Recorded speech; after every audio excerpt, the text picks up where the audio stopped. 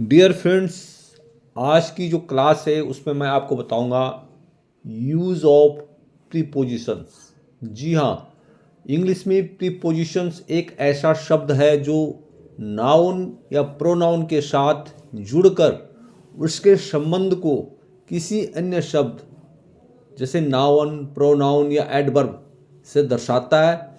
ये जो शब्द हैं वाक्यों में शब्दों को आपस में जोड़ने का काम करते हैं और उनके बीच का संबंध बनाते हैं।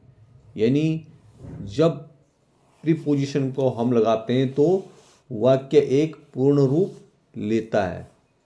तो प्रीपोजिशन वैसे इंग्लिश में 150 से भी ऊपर हैं, यानी बहुत सारे हैं, लेकिन डेली यूजेस जिनका हम करते हैं आम लैंग्वेज में, आम बोलचाल में, उनमें से कुछ एक मैं आपको बताऊंगा। तो जैसे सबसे पहले है ऑफ। ऑफ यानी जो दो रिलेशन या दो वस्तुओं के बीच के संबंध को बताता है।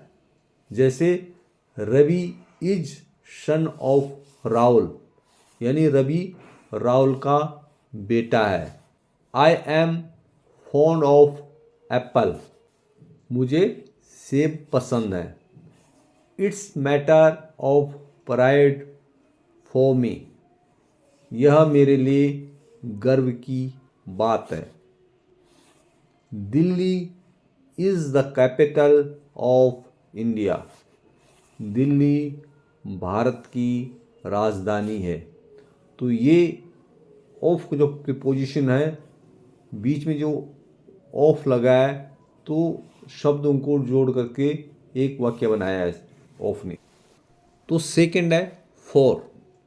तो फॉर यानी he is preparing for the NEET, mean वह नीट के लिए तैयारी कर रहा है। तो जहाँ पे के लिए या उसके लिए, मेरे लिए, ये जहाँ पे हिंदी में आता है वहाँ पे हम आमतौर पे फॉर प्रीपोजिशन का यूज़ करते हैं। नेक्स्ट है this book is for you, ये किताब आपके लिए है। She is going mall for shopping, वह शॉपिंग के लिए मॉल जा रही है। They deserve for this honour, वे इस सम्मान के लिए योग्य हैं। नेक्स्ट जो प्रीपोजिशन है वह है फ्रॉम। तो फ्रॉम जो कि कहाँ से, वहाँ से, जहाँ पे से हम यूज़ करते हैं वहाँ पर फ्रॉम प्रीपोजिशन को हम लगाते हैं। जैसे आई केम फ्रॉम दिल्ली, यानी मैं दिल्ली से आया। He is coming from the Assam, वह आसाम से आ रहा है। Ravi is absent from school, Ravi school से नदारद है। We must abstain from wine, हमें शराब से बचना चाहिए। Next preposition with. विद जहाँ पे हम साथ की बात करते हैं, जैसे we are familiar with him, यानी हम उससे परिचित हैं। Secondly I am always with you, मैं हमेशा आपके साथ हूँ। He was pleased with him, वह मुझसे प्रसन्न था। She is living with her friend, वह अपनी दोस्त के साथ रह रही है। Next preposition bye. बाय यानी किसी के द्वारा, जहाँ पे हम हिंदी में यूज़ करते हैं वहाँ पे ये बाय इस्तेमाल होता है। जैसे this book was read by him, यानी ये किताब उसके द्वारा पढ़ी गई। I will reach Mumbai by evening, मैं शाम तक मुंबई पहुंचूंगा। This work was done by him, ये काम उसके द्वारा किया गया। It was inaugurated by the king, उसका उद्घाटन राजा द्वारा किया गया। नेक्स्ट प्रीपोजिशन इज टू, यानी जो किसी जगह को जाने को दर्शाता है वहाँ पे टू यूज होता है। जैसे he is going to market, वह बाजार जा रहा है। सी वेंट टू कॉलेज, वह कॉलेज गई। He is addicted to smoking, वह धूम्रपान का आदी है। Rahul gave his books to Ravi, Rahul ने अपनी किताबें रवि को दी। Next preposition is in. He is well versed in music, यानी वह संगीत में दक्ष है। सी वॉज इन हर क्लासरूम, वह अपनी कक्षा में थी। I will see you in the evening, मैं आपको शाम को मिलूँगा। वी स्टडी इन क्लास 8, हम कक्षा 8 में पढ़ते हैं।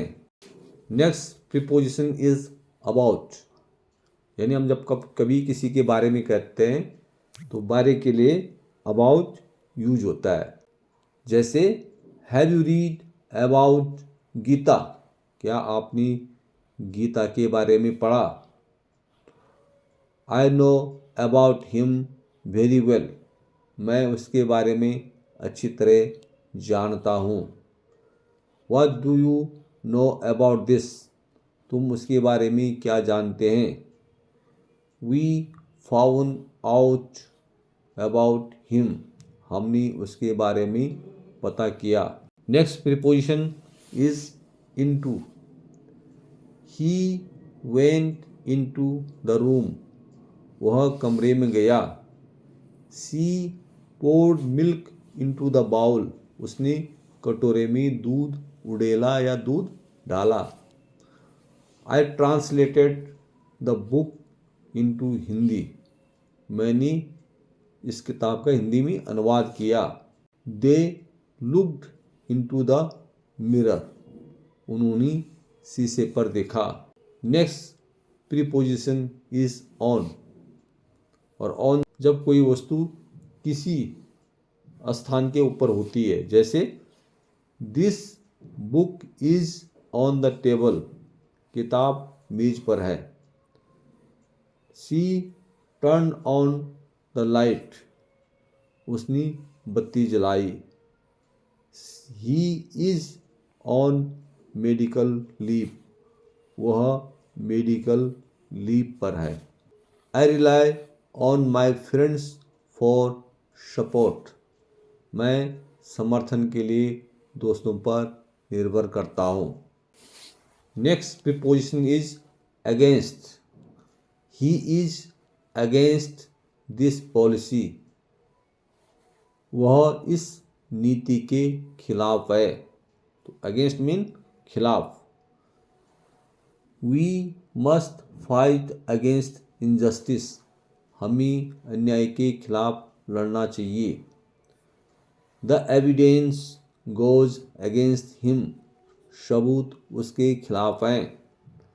She leaned against the wall, वह दीवार के सहारे झुक गई।